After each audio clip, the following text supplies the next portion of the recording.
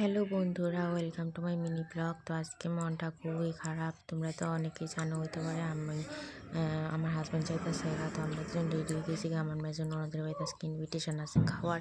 তো হ্যাঁ থেকে হেনে যাওয়ার লিগা সবাই রেডি। আমার ভাগ্নি তাই তো আমি আমার এতে হাইও না, আমার লজ্জা লাগতেছে।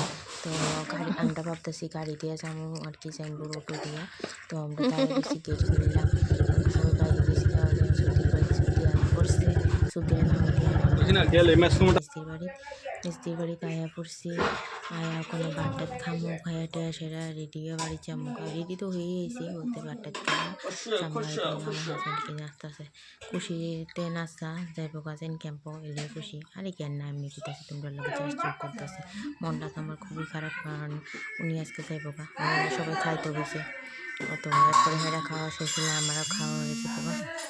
তো আমি খাইতে এসেছি, তখন পড়ছি বাড়িতে এসে দেখো মনটা খুবই খারাপ।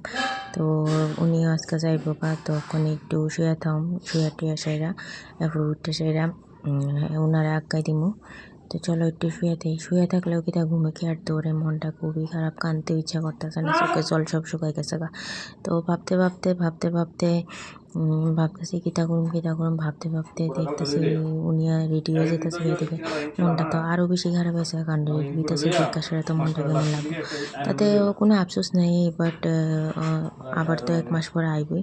তো ওইদিকে দেখো রেডি হয়ে গেছে গা। উনি গেলে আমিও যাবো গা আমার বাড়ির। ওনার ব্যাগ ট্যাগ দেখো উনি যাইতেছে গা, টাটা বাই বাই করে ঘুরতেছে জায়গা। তো আমিও এদিকে ভাবতেছি আমিও তো যাবো গা। তো আজকের ব্লগটা এই পর্যন্ত, টাটা বাই বাই। আমার মনটা খুবই খারাপ।